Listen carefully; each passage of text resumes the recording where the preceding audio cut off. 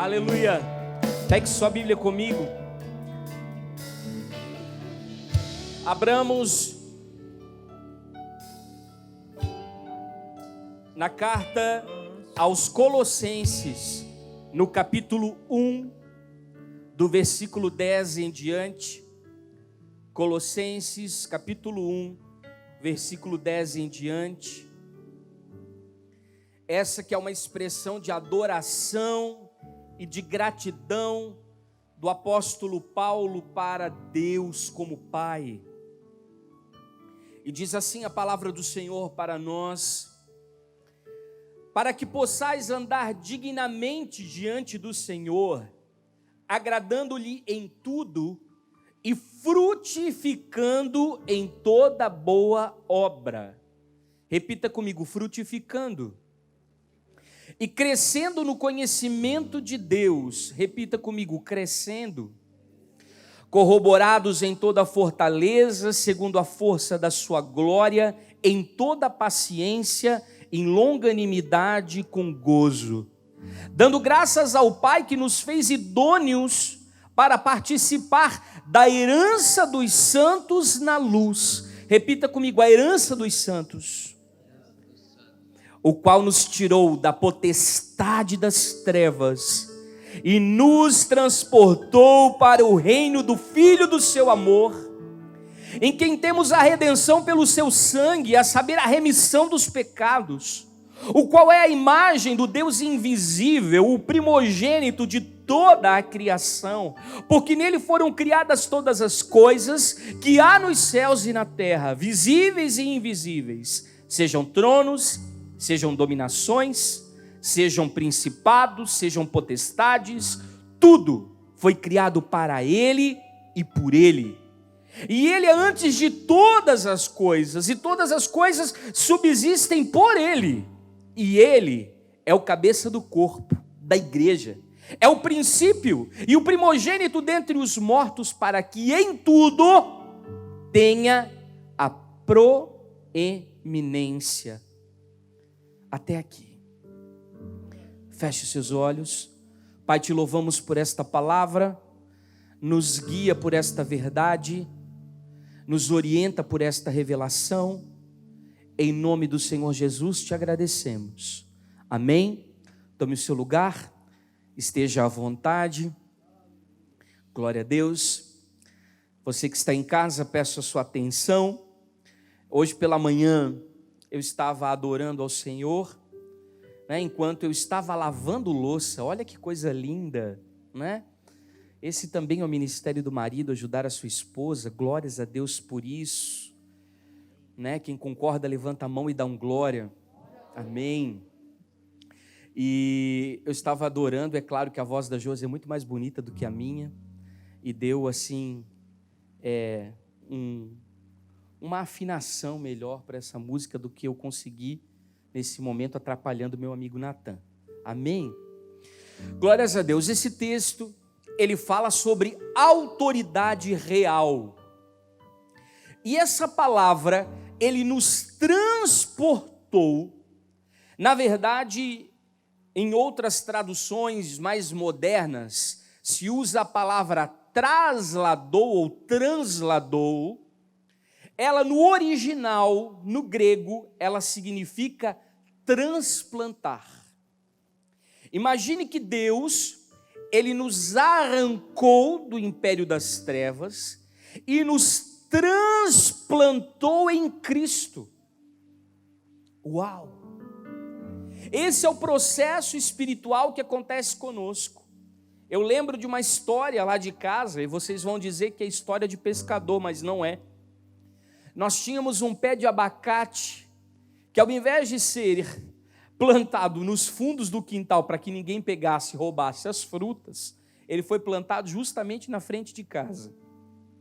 Ele deu alguns problemas para a gente, porque ele quebrou a calçada, ele levantou. Nós tínhamos uma casa de madeira que ainda tinha uns sapatas, né? Ele levantou a estrutura da casa, ele fez uma bagunça. Mas eu lembro de um dia chamar a ambulância para levar o meu pai travado da coluna, do nervo ciático, para o hospital, porque ele não conseguia descer da escada depois de tirar 256 abacates. Pense o que é isso. A gente, obviamente, se tornou o fornecedor oficial de abacate da vizinhança. Então, todo mundo já conhecia o pé de abacate da casa do seu Afonso. Mas, infelizmente, quando nós tivemos que fazer uma mudança, uma reconstrução para uma casa nova, nós tivemos que arrancar aquele pé de abacate. Mas me doeu tanto o coração tirar aquele pé de abacate do lugar, que eu chamei o pastor Marlon e a pastora Regina, que moram numa região rural aqui de Itajaí, ali no Rio do Meio, e eu disse assim: por favor, Marlon, leva para a tua casa esse pé de abacate, vamos tentar transplantar esse pé de abacate. E assim nós fizemos. Nós cavamos um bom buraco em volta, quase um córrego, como Elias fez em volta do altar, e a gente conseguiu remover aquele pé de abacate e a gente levou lá para o sítio dele e replantamos lá no sítio dele, para que a gente não perdesse aquela árvore frutífera. E essa história tão simples, tão singela da nossa vida rotineira, ela é só um exemplo daquilo que Deus fez conosco no reino espiritual. Ele realmente, literalmente, nos transplantou, nos tirou de um lugar de trevas e nos colocou no reino do Filho. Repita comigo: o reino do Filho. E isso nos outorgou uma autoridade real. A planta, quando ela é arrancada ou ela é levada para um outro lugar, ela é retirada de um determinado ecossistema, ela é retirada de um determinado habitat natural e ela é levada com as suas raízes para que ela esteja pronta para ser colocada num outro ambiente. Não é assim que a gente faz? E perceba que ela precisa ser o quê? Replantada com as raízes. Por isso que esse processo não é um processo tão fácil. Por isso que esse processo ele só pode ser operado pelo próprio Espírito Santo.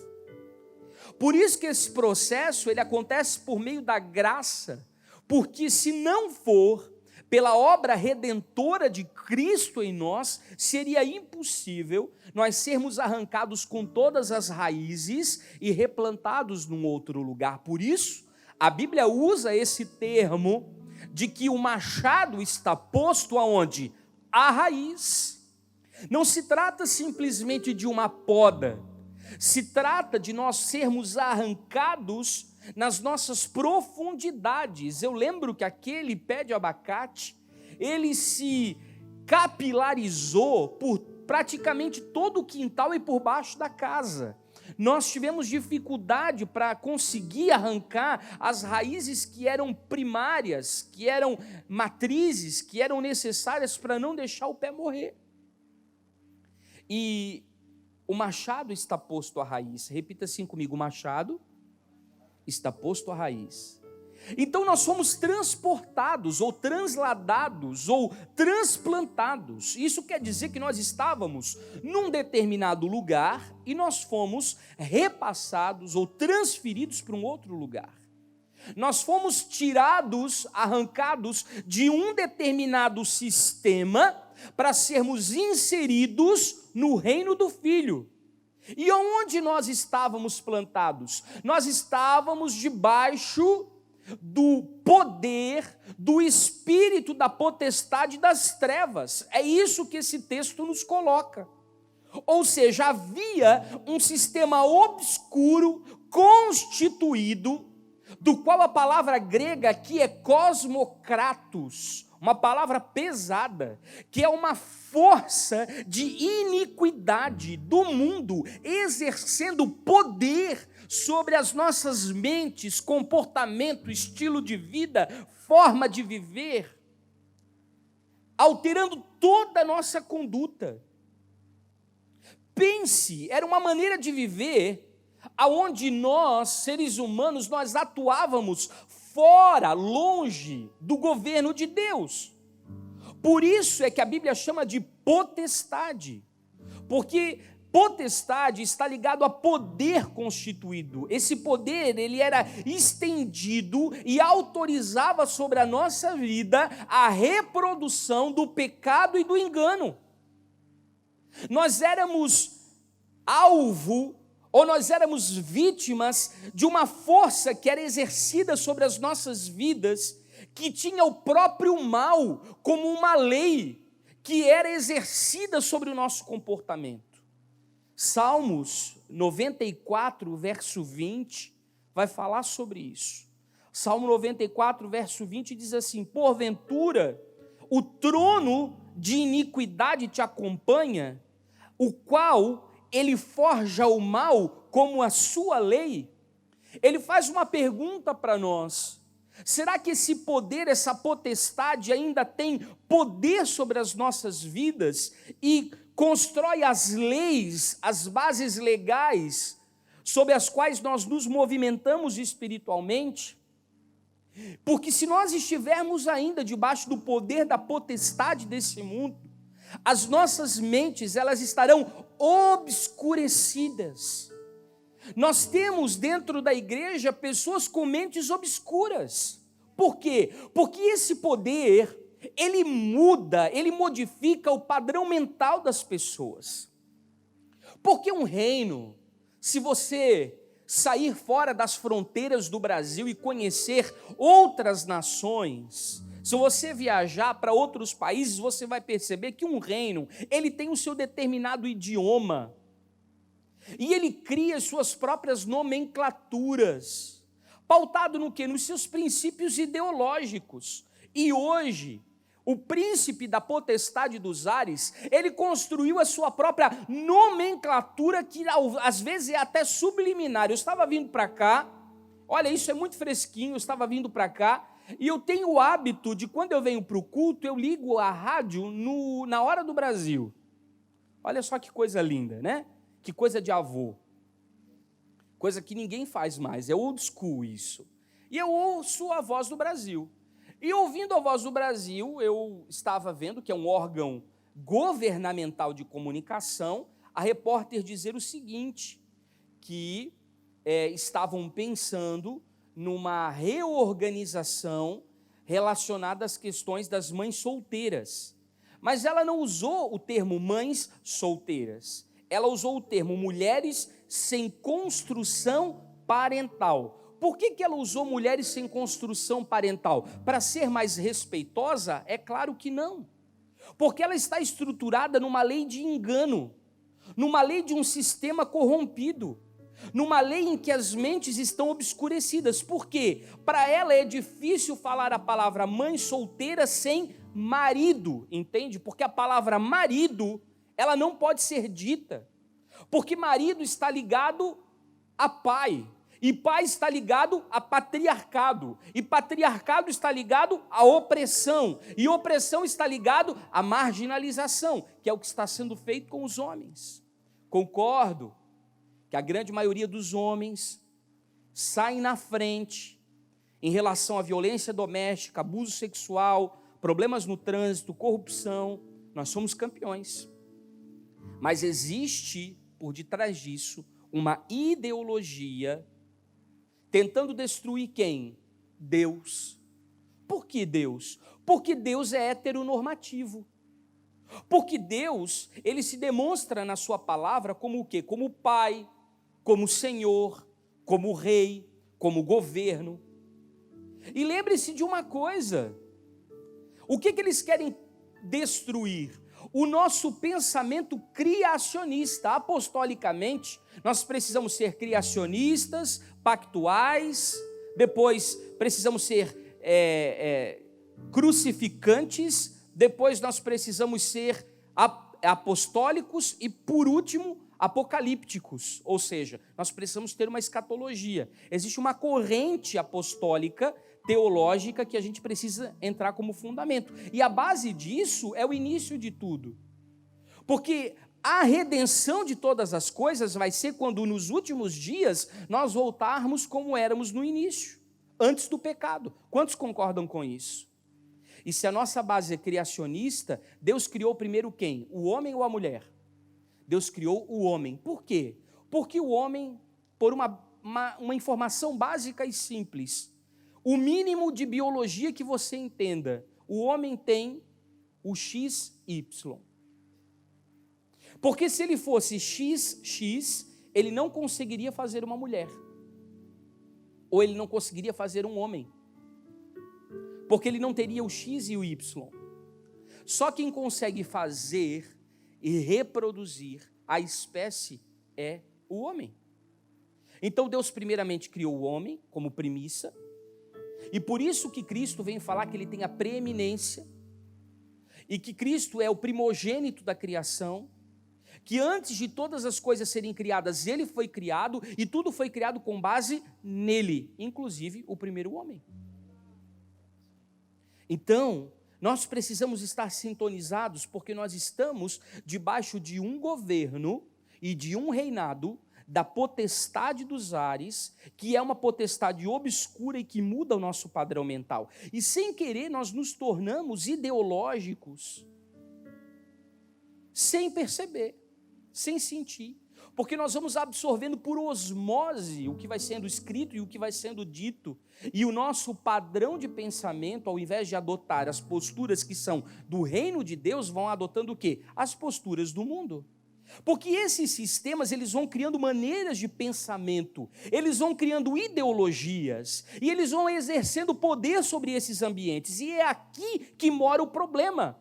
Porque na igreja nós temos muitas vidas salvas, mas vidas que ainda têm mentalidade pagã. Aqui que mora o problema.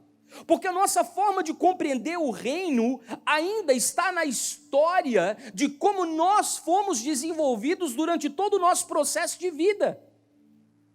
Nós precisamos pedir que o Espírito Santo nos dê as lentes do reino para enxergar o reino, porque nós estamos enxergando as coisas espirituais com as lentes da terra. Nós precisamos enxergar o céu ao modo do céu. Como igreja, nós precisamos de uma gestão apostólica que seja educativa do pensamento dos cristãos atuais, para que eles tenham a sua mentalidade transformada. É por isso que nós temos feito a convocação geracional. É por isso que nós temos aberto as portas do Mevan para o mundo inteiro.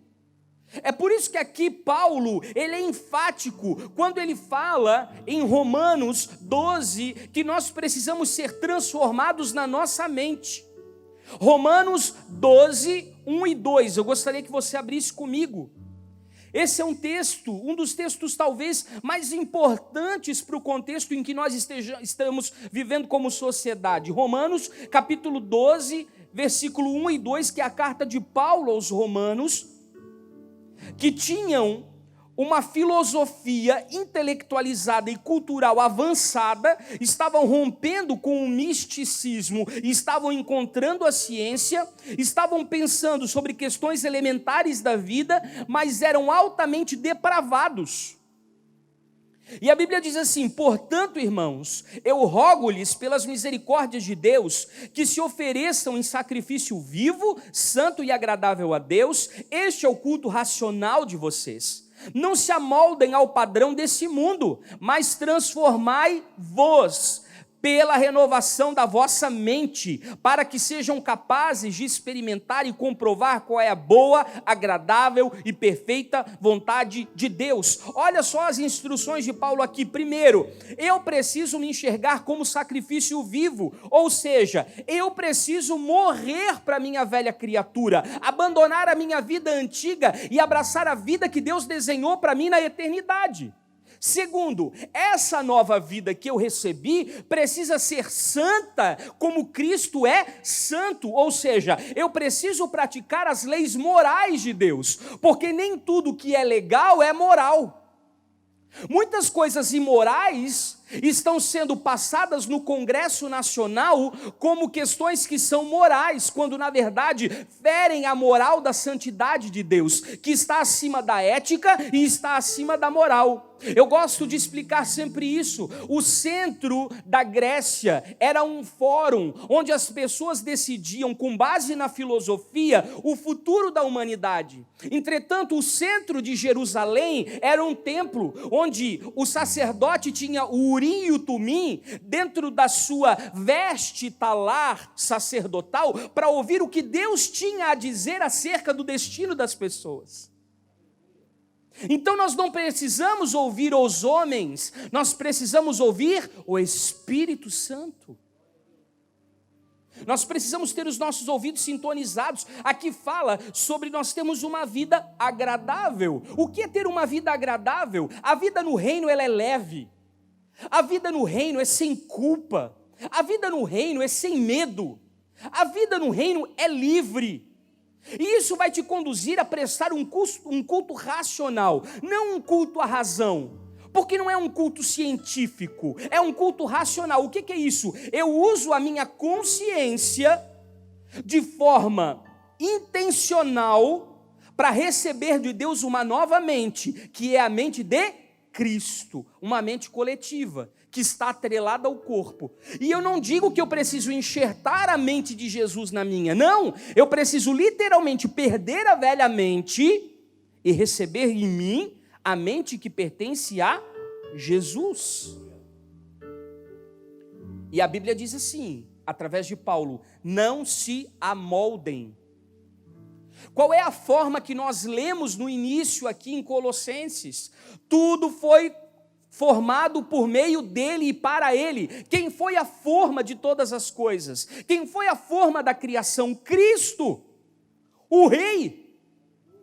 É a partir dessa forma que eu construo a minha vida. Quando eu me amoldo a esse sistema da potestade dos ares, eu acabo tendo a forma da cultura terrena. E aí ele termina dando um recado para a gente: transformai-vos.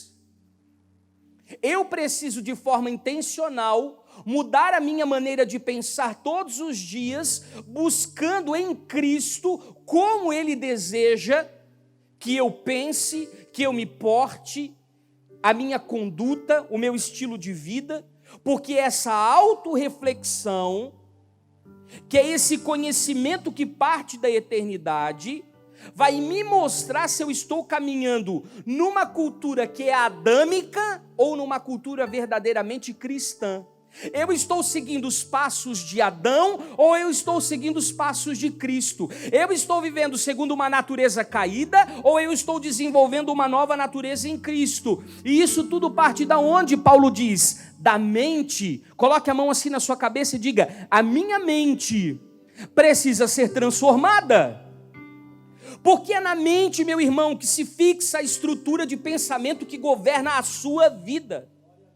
Ah, pastor, mas eu já passei por muitas técnicas coachings, de PNL, eu já confrontei as minhas crenças limitantes. Ah, pastor, mas eu já li livros que foram best-sellers sobre a questão de mudança de mindset, para mudar o meu padrão mental, queridos. Todas essas questões de transformação, elas são puramente humanistas, elas são científicas, elas são comportamentais. Elas têm validação? Sim, têm validação, mas elas só vão te levar até um determinado limite. O ser humano é transcendental, e você vai precisar ter um contato com algo superior e maior do que uma técnica mental que vai tentar mudar o seu hábito, a sua rotina ou a sua maneira de pensar. Ajudou você a melhorar como pessoa? Que bom, mas não é o fundamento. Por quê? Porque muitas dessas técnicas, escute isso comigo, elas estão estruturadas ainda naquilo que é terreno. Elas não estão estruturadas naquilo que é divino. A base é adâmica. E aí os nossos pensamentos, eles vão se alimentando dessa cultura que nós trouxemos da nossa vida passada, ao invés de serem renovados. Cristo é o Rei dos Reis. Repita isso comigo: Cristo ainda é o Rei dos Reis. Ele possui o cetro de justiça em suas mãos. Ele está assentado à destra do Deus Pai, e ele voltará sentado num cavalo branco, e estará escrito na sua coxa: Rei dos Reis e Senhor dos Senhores, e ele governará todas as nações a partir de Sião, a partir da sua lei moral. Ele é o Rei dos Reis. Cristo só governa sobre governantes. Por que diz que ele é Rei dos Reis? Porque quando você nasce de novo da água e do Espírito, você não recebe somente uma identidade sacerdotal, como um agente de transformação para a grande comissão ou o mandato cultural. Não é só para ir por todo mundo pregar o evangelho, batizando. Não é só para isso, não é para transformar o ambiente em que você está, quais áreas de influência em que Deus te colocou, não. É para que você literalmente entenda que você precisa de uma mentalidade governamental. Deus te estabeleceu legalmente como um príncipe regente. Deus te estabeleceu, Ele nos elegeu por posição, Ele nos elegeu por um projeto divino, Ele nos elegeu como criação, Ele nos elegeu como obra redentiva. Deus nos fez reis sobre jurisdições e sobre âmbitos. Ou seja, você não foi colocado nessa área da sua vida por acaso. Você foi para governar sobre este lugar e influenciar sobre este lugar com a cultura de quem? Do reino. Não uma cultura terrena caída, mas a cultura que procede da eternidade, a cultura do céu, a cultura que procede do trono de Deus, que emana do Pai. Essa é a cultura que Cristo, durante os seus 33 anos de vida, durante os 40 dias após a sua ressurreição, durante os seus 3 anos de ministério, tentou mostrar para todas as pessoas que eram seus seguidores, que eles precisavam se tornar príncipes. Deus nos fez reis sobre o comando de jurisdições e âmbitos. Então você precisa passar a olhar para o lugar em que Deus te colocou, para a área em que Deus te inseriu, com um propósito específico. Porque não há uma distância entre uma constituição legal e uma operação real. Explico. Você tem a palavra de Deus. Levante comigo a sua Bíblia assim, você que está com a Bíblia na mão. Diga assim: eu tenho uma constituição legal. O que me falta é uma operação real. Você precisa transformar esses princípios, valores e a cultura do reino em ações práticas no seu cotidiano. Mas não é porque o pecado nos impede que isso acontece. Esse distanciamento entre a constituição legal e a operação real não é o pecado que nos impede, porque Cristo já lidou com a graça contra o pecado, o vencendo na cruz do Calvário pelo seu sacrifício vicário e expiatório. Qual é o nosso grande problema então? Qual é, crente? O nosso grande problema, a nossa mentalidade adâmica. O nosso problema não é o pecado, é o engano que ainda está instalado dentro de nós, alterando a nossa forma de viver. Lembre-se, hoje você faz parte do reino do seu amado Filho. E como é que nós definimos o reino do seu amado Filho? Eu gosto muito de definições. É a influência do governo do rei expressa na forma de vida e na cultura dos seus súditos. Repito, é a influência do governo do rei expressa na forma de vida e na cultura dos seus súditos.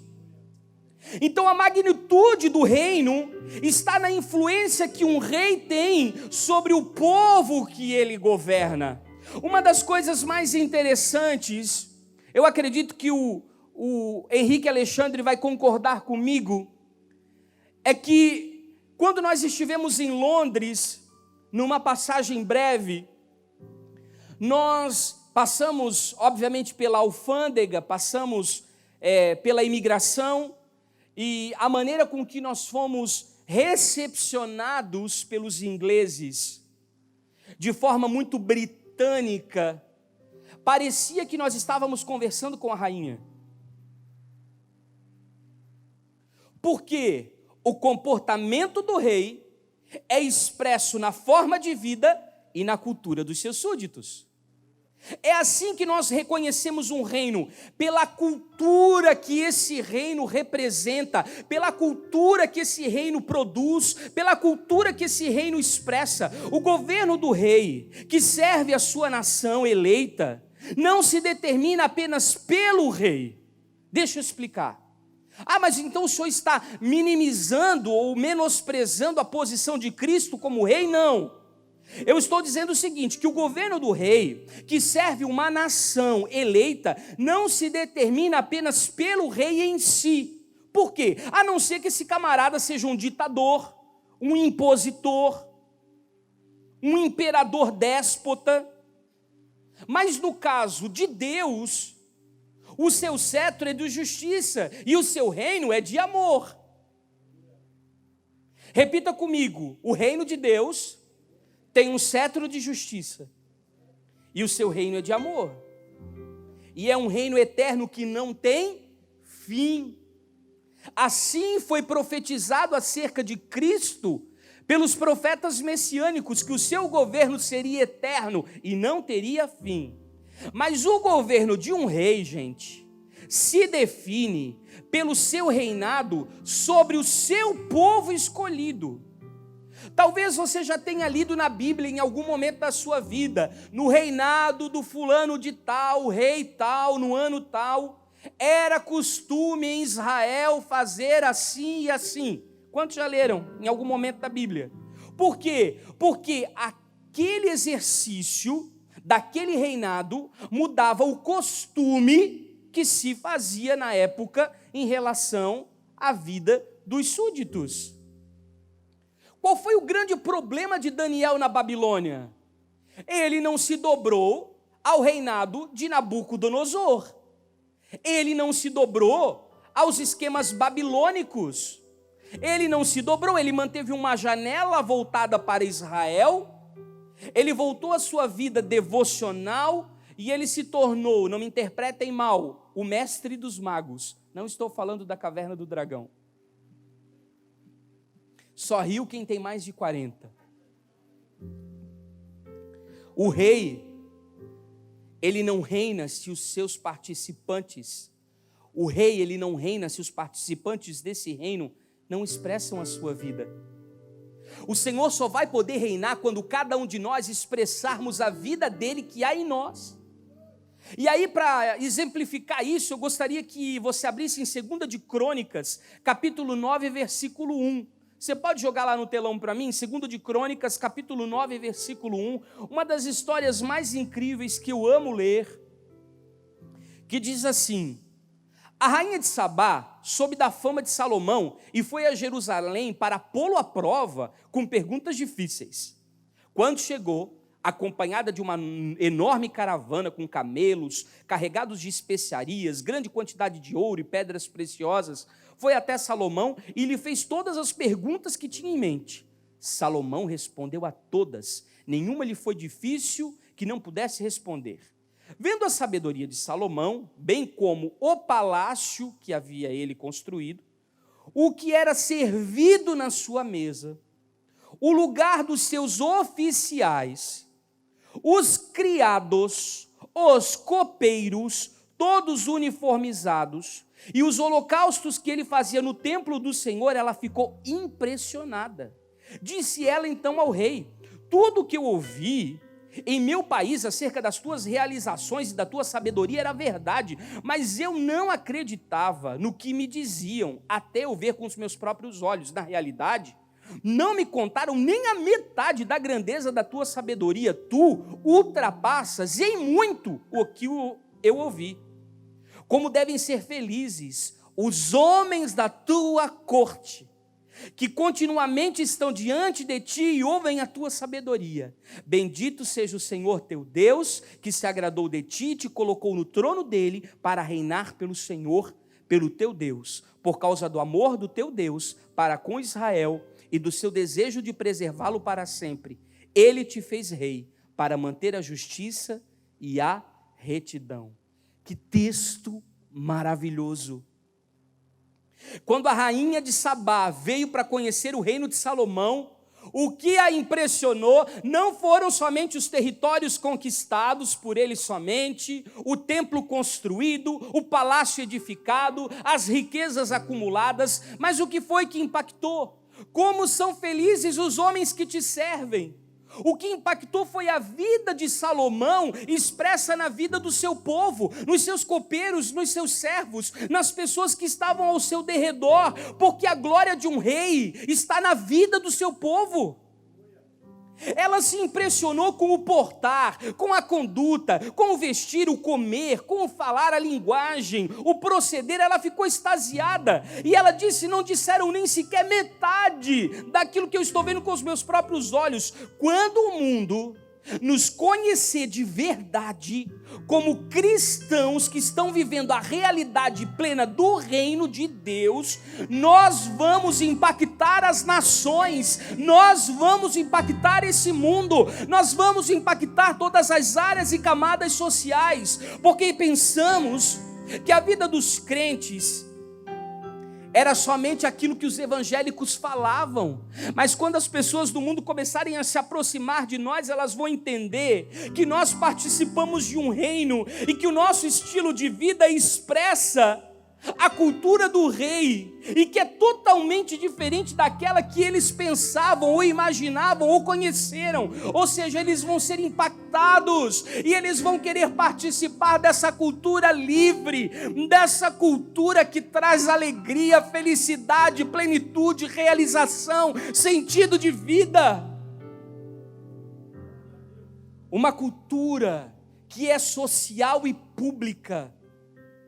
O reino é a vida do rei expressa em nós e entre nós. Abra comigo lá Lucas, capítulo 17. Se você gosta de vir às segundas-feiras, você precisa gostar de ler as escrituras, porque nós abrimos e viajamos na palavra de Deus. Lucas 17, 20 e 21.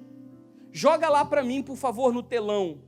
Por isso Jesus disse, sendo Jesus interrogado pelos fariseus sobre quando viria o reino de Deus, ele lhes respondeu: o reino de Deus não vem com aparência exterior, nem dirão ei-lo aqui ou ei-lo ali, pois o reino de Deus está entre vós, ou dentro de vós. No original, no grego, ou na oralidade hebraica, essa palavra entre, ela também pode ser dentro e entre. Essa palavra tem muitas traduções, mas ela carrega essas duas na sua raiz. Então Jesus aqui estava dizendo que o reino está dentro de nós e entre nós. Está dentro de nós e entre nós.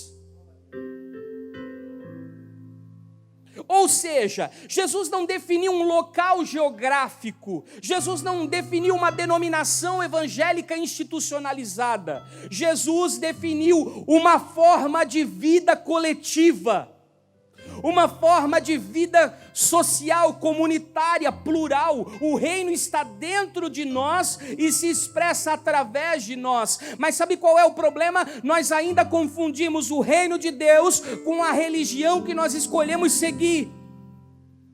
Então não diga que você está no reino se você ainda persegue o seu irmão. Não diga que você está no reino se você ainda denigre a imagem do seu próximo.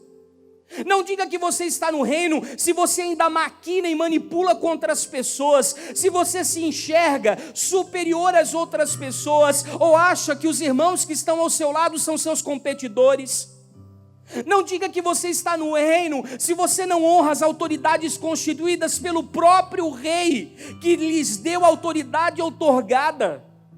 Não diga que você está no reino quando você é desonesto, Quando você abusa das pessoas nas relações pessoais, ministeriais, isso não é reino, gente, isso é uma seita.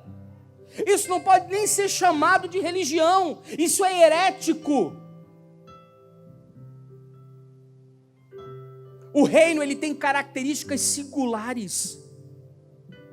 Eu digo a vocês, o reino não é algo estático, parado. O reino é dinâmico, ele se movimenta. O reino, ele não é institucionalizado, porque ele não é uma organização, ele é um organismo vivo. Ele não é humanista, ele procede do céu, das entranhas de Deus, ele é divino. Porque o reino, ele revela a natureza daquele que se implantou dentro de nós e nos transplantou nele, ou seja, nós expressamos a própria vida do rei. Se você tem uma nova natureza, se você tem a natureza do rei, tudo que você fizer será diferenciado e vai, de alguma maneira, expressar aquilo que a cultura que você se submete,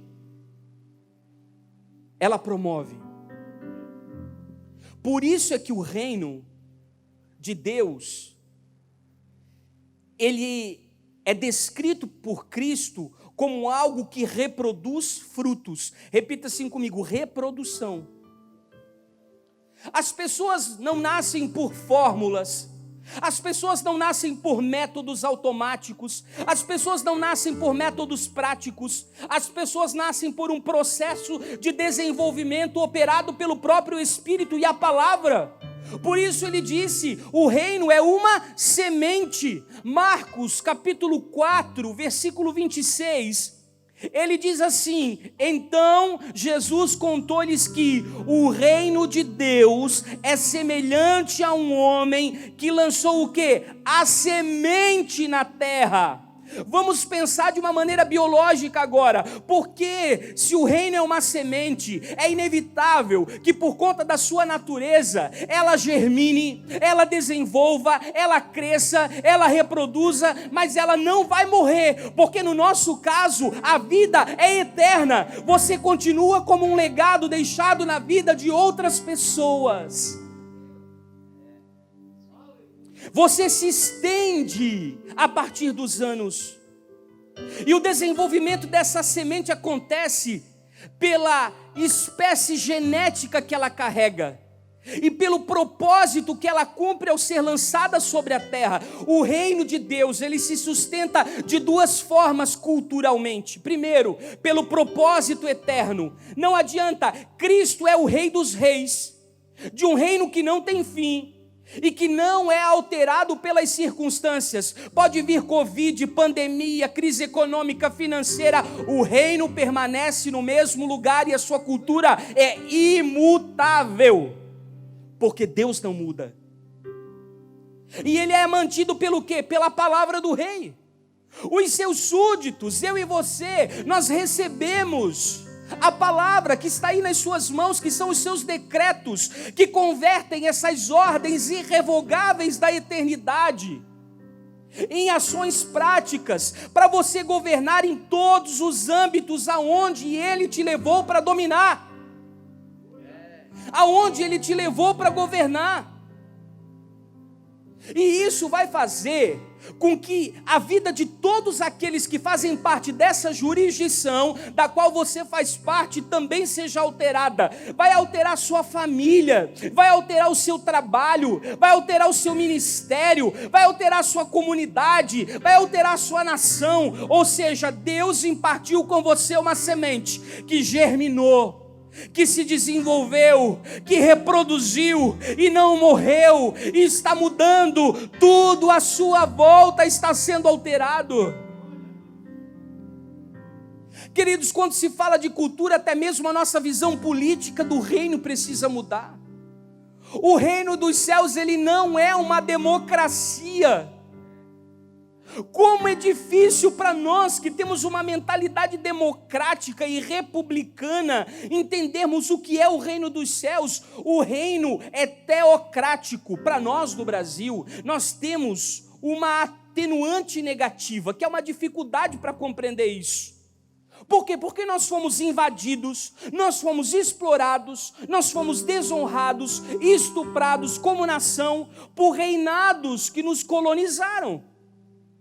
E, portanto, nós fomos influenciados por muitas culturas, por culturas que inclusive eram corruptas, culturas gananciosas, exploratórias, por governos que não representavam o governo do Rei dos Reis, inclusive apresentavam Cristo, mas ao catequizar, levando o nome de Cristo, acabavam não levando a cultura do reino, mas levando a cultura e o dogma de uma instituição religiosa. E tudo isso nos induziu a ter uma forma de pensar. Mas repita assim comigo: eu estou no reino. E queridos, não é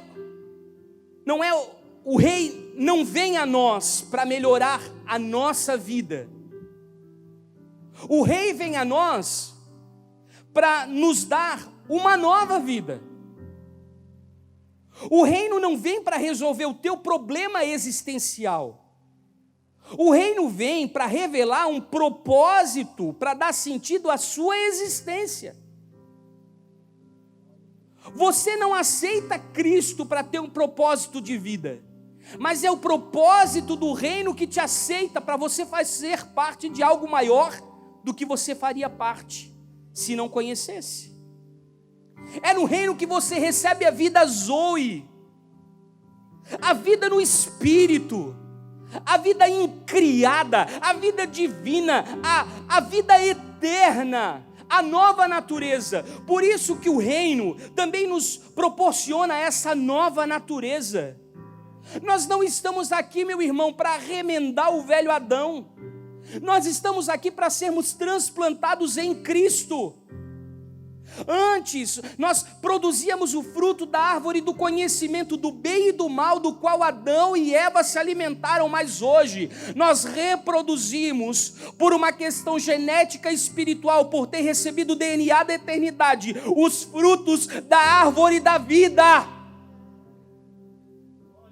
É importante entender que essa nova natureza, ela está instalada primeiramente aonde? Numa nova forma de pensar. Nós não fomos criados para ser ajudados pelo conhecimento que vem da terra. Nós fomos criados para ser desenvolvidos pelo Espírito Santo que habita em nós.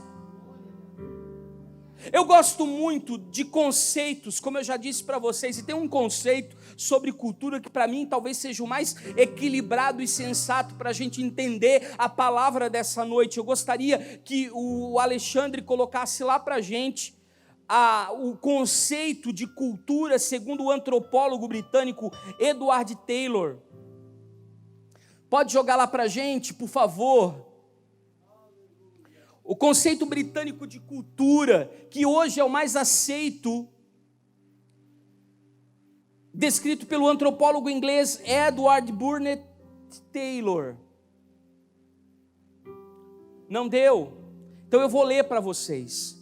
Cultura é todo o complexo que inclui conhecimentos, crenças, arte, moral, leis, costumes ou qualquer outra capacidade de hábitos adquiridos pelo homem enquanto membro de uma sociedade. Então o que eu aprendo aqui? Que sociedade e cultura estão intimamente ligados. Não tem como transformar a sociedade sem primeiramente adquirirmos a cultura do reino e expressarmos na nossa forma de vida. Tem gente querendo transformar a sociedade, mas nem entende bolhufas do reino. Não sabe nem quem é o rei. Não sabe quais são os seus princípios, valores e os seus decretos. Não sabe como se movimentar, qual é a linguagem que esse reino usa. Então sociedade e cultura estão intimamente ligados, mesmo que você queira ou não queira. O meio que você viveu, infelizmente, acabou poluindo a sua mente de preconceitos, de modelos formatados, de paradigmas geracionais que já vieram do seu bisavô, do seu avô, do seu pai, do seu tataravô, das fortalezas mentais que impedem a palavra de agir na sua vida. O que você ouviu no seu aprendizado familiar, o que você viu ao seu redor no ambiente em que você cresceu, as experiências que você teve durante todo o seu desenvolvimento, isso tudo criou em você um padrão vivencial, que se reflete aonde hoje? Na sua cultura, porque formou o quê? A sua base de mentalidade. Por isso não dá trabalho tirar uma pessoa do pecado. Vocês acham que dá trabalho levar um moço para casa de recuperação e deixá-lo talvez num período de abstinência? Não. O mais difícil é arrancar da mente das pessoas o engano que foi instalado durante toda uma vida.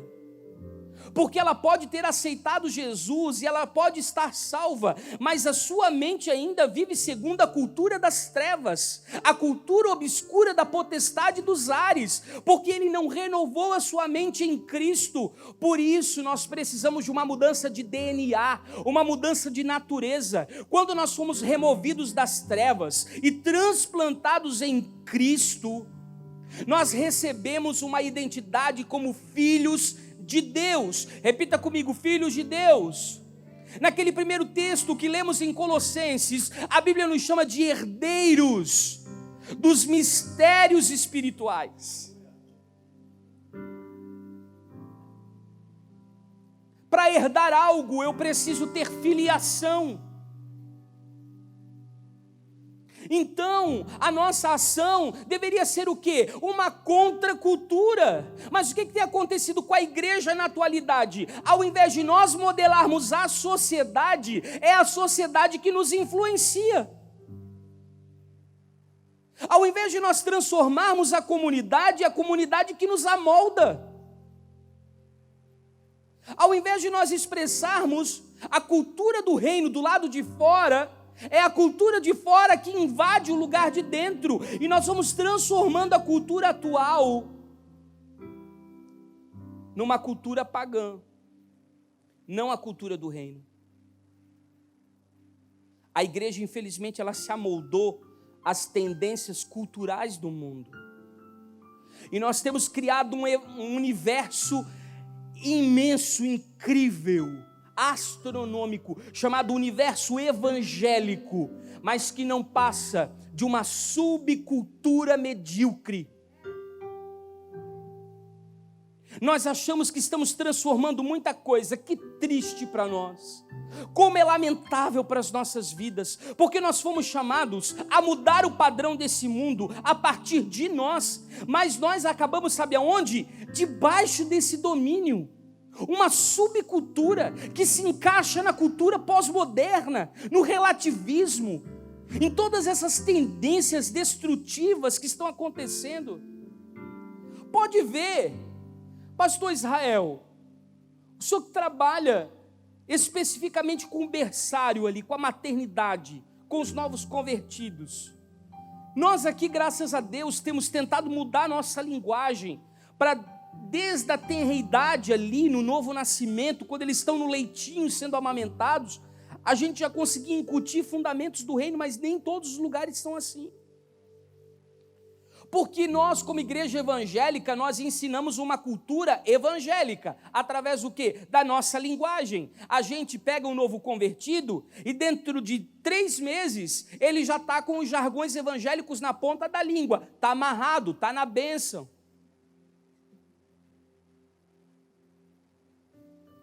Sabe por quê? Nós oferecemos uma lista para ele do que é pecado e do que não é pecado, mas nós não tiramos eles do engano, nós não transplantamos eles do reino das trevas para o reino do Filho. Nós temos um conjunto de normas da instituição que são colocadas como uma apostila em PDF na mão deles, para que eles sigam exatamente aquela nota musical. A pessoa, ela até aprende a cantar a música, ela aprende a harmonia do hino, mas ela não sabe adorar em espírito e em verdade. Ela aprende a vir no culto, mas ela não sabe ser o sacrifício vivo diante de Deus. Ela vem ao templo, mas ela não sabe que ela é a igreja. Ela sobe num púlpito para dar o testemunho, mas ela não se reconhece como o altar da adoração do Deus vivo. Nós estamos ensinando o novo convertido uma cultura religiosa que não está nas escrituras, nos decretos do rei, e também não está na cultura que provém do trono da graça, que é a cultura do reino, e isso é grave. Sabe por quê? Porque numa cultura nós vamos reproduzindo isso de geração pós geração. Os nossos filhos nos veem fazendo coisas e vão repetindo o nosso quadro adoecido, onde a nossa cultura ainda é pagã, obscura, debaixo da potestade do mundo subcultural. E nós não estamos deixando nenhum legado para as futuras gerações. Sabe, uma das coisas mais lindas que eu já vi na minha vida, essa imagem ela vai ficar registrada para sempre no meu coração. Nós estávamos chegando em Israel, pastor Genilson, e nós tínhamos um determinado prazo para chegarmos em Jerusalém. E quando nós chegamos em Jerusalém, nós chegamos ao final do Shabat, no final do sábado, era pôr do sol do sábado.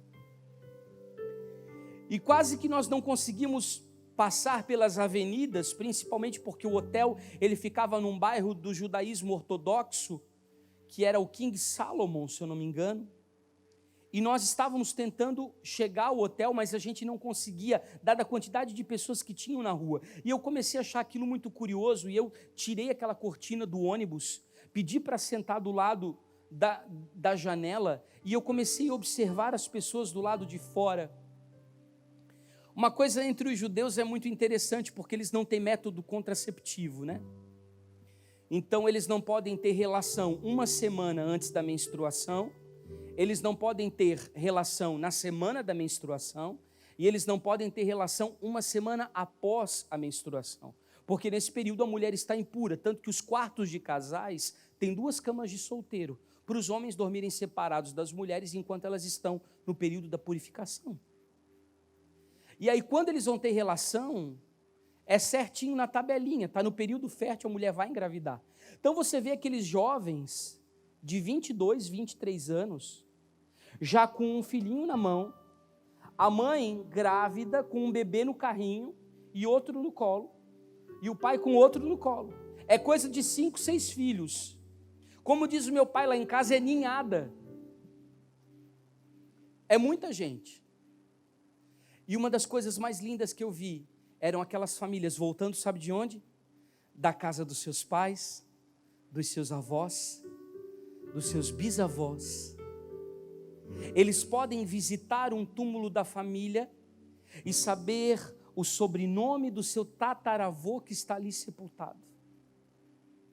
Eles têm raízes, e aí você pergunta, como é que eles conseguiram, mesmo depois de um holocausto, mesmo depois de tantas perseguições, de tantos cativeiros, de tanta marginalização, de tanto preconceito, eles conseguiram sobreviver com a sua cultura ilesa, porque eles transferiram o legado. O que está acontecendo conosco, ao invés de nós ensinarmos para os nossos filhos a cultura do reino, nós estamos ensinando a cultura de uma igreja, de uma instituição, de uma denominação, as práticas evangélicas de uma vida. Não, nós precisamos voltar aos princípios e valores dos decretos que o rei deixou, ensiná-los como será o governo do reinado que eles farão parte. Porque a Bíblia diz que o dia do Senhor será grande e terrível. Ele será grande para as pessoas que têm uma expectativa de governar com o Yeshua, o Messias, mas ele vai ser terrível para aquelas pessoas que estão apegadas às suas linhas denominacionais. E aí eu pergunto para você, como é que a gente pode remover esse ranço todo da nossa mente, do nosso coração e tentar criar uma cultura de reino simples, mudando a nossa maneira de pensar. Isso irá mudar a nossa maneira de viver.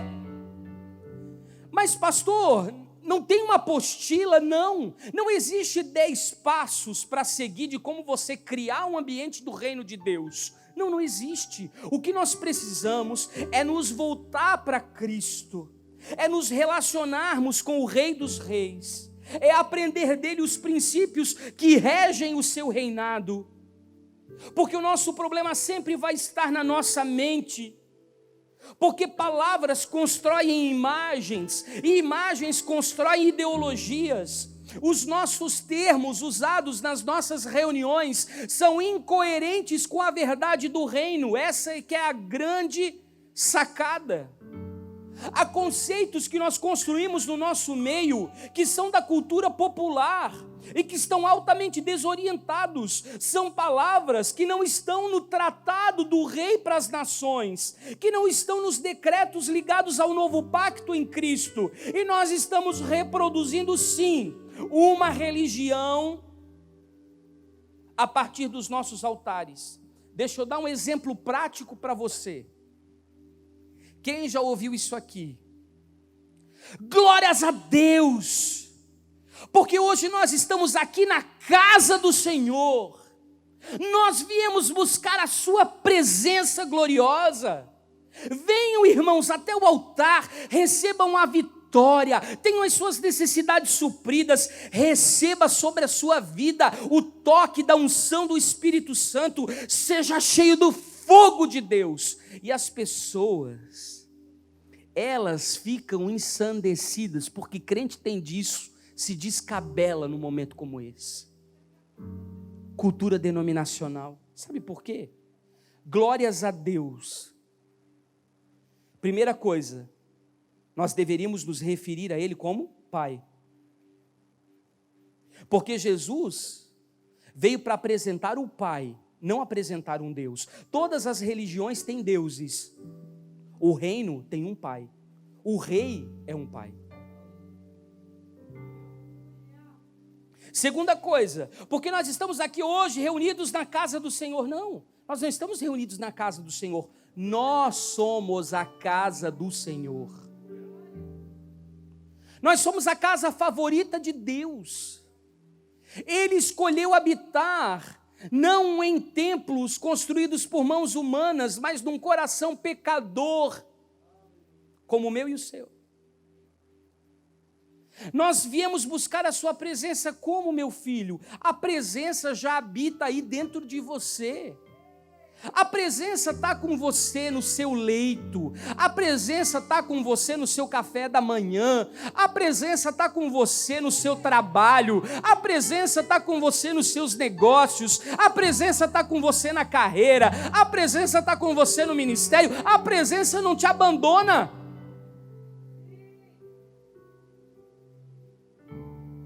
Deixa eu dizer uma coisa para você, venham até o altar. Não, o altar não é isso aqui, o altar é o seu coração, o altar é o meu coração. Aí nós dissemos, venham receber a vitória para as suas necessidades. Deus não quer resolver problema, Deus quer te revelar o teu propósito de vida. Quando você tiver um sentido para a sua vida, os problemas se tornarão minúsculos. Eles serão apenas ferramentas poderosas na mão do Espírito Santo para te forjar e te preparar para a plenitude do propósito. Só isso. Porque você tem um foco, você sabe para onde você está indo. Receba a unção do Espírito Santo sobre a sua vida. Não, o Espírito Santo habita em você, o Espírito Santo se move em você, o Espírito Santo se expressa em você. Quando você abraça, é o Espírito Santo abraçando. Quando você fala, é o Espírito Santo falando. Quando você olha, é o Espírito Santo vendo. Quando você ouve, é o Espírito Santo ouvindo. Quando você vive, é o Espírito Santo vivendo, porque Paulo disse, já não mais vivo eu, mas Cristo agora vive em mim. Aí a gente termina com a célebre frase que faz todo mundo pular que nem pipoca: seja cheio do fogo de Deus. Meu irmão, fogo de Deus não é uma manifestação da glória de Deus num ambiente evangélico pentecostal. Fogo de Deus, biblicamente, é uma provação que você passa e que te purifica. Fogo de Deus é uma provação que você passa e te refina. Fogo de Deus é um processo que você passa e você é transformado de glória em glória e você sai diferente lá do outro lado. Isso é o fogo de Deus. Fogo de Deus não é aquele pula-pula, aquele baba caindo, aquele rola-rola. Não, é muito gostoso estar na presença de Deus, ficar na presença de Deus, manifestar e expressar a presença de Deus. Eu sou super adepto a isso. Eu não estou derrubando a sua manifestação, mas eu quero que você entenda que nós temos uma linguagem que está construindo nas pessoas uma ideologia, que ainda é uma ideologia pagã, uma subcultura, que está conectada ao príncipe da potestade dos ares, quando na verdade nós já éramos para ter uma postura de filhos, herdeiros do reino. Estamos debaixo do poder do rei, súditos da sua corte real, expressando a cultura que promove esse reino na face da terra. É isso que Ele espera de mim e de você. Você é herdeiro dos mistérios de Deus, é um súdito da sua corte real, e a magnitude de um reinado e o poder de um rei se estende quando os representantes dessa nação eleita, desse povo escolhido, expressam a cultura deste reino. Por isso Deus quer transformar a sua mente, a sua conduta, a sua linguagem, o seu estilo de vida, porque Ele não te implantou neste lugar por acaso. Ele deseja que você seja assim, um sacerdote, um agente de transformação, um influenciador, mas Ele quer que você dê um passo a mais, porque Ele é Rei dos Reis. Você foi chamado como um príncipe regente.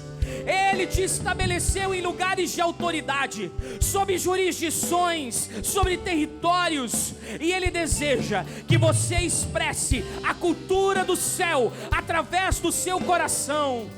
Tudo que Ele implantou dentro de você, é nesse momento que você precisa permitir que isso emane através da sua vida.